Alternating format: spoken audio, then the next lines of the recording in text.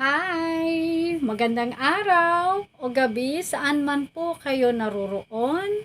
Welcome back to my channel mga kaaray. Ito po si Juana Sambuangueña.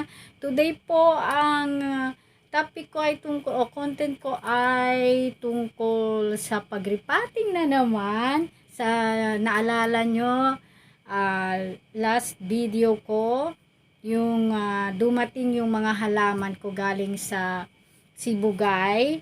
Kaya magre-repat na ako noon kasi sabi kailangan po kasi nating hayaan muna for 1 week bago iripat para masanay muna siya sa bagong lugar o bagong temperature natin.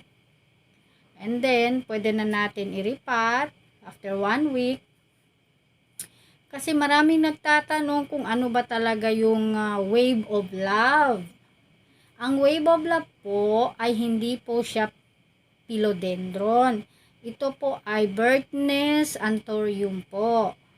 Ayan, nasagot ko na. And ngayon po, panoorin po natin ang pagripating ng wave of love. Let's go!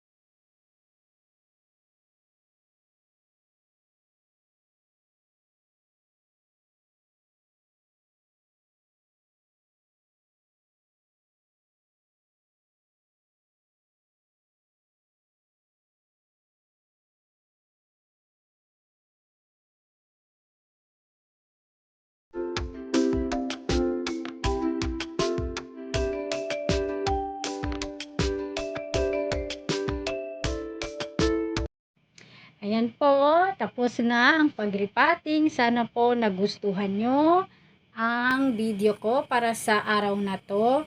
At maraming salamat sa panonood at pag-subscribe. At doon po sa mga hindi pa po nag-subscribe, please do subscribe po. Malaking tulong po yun sa akin.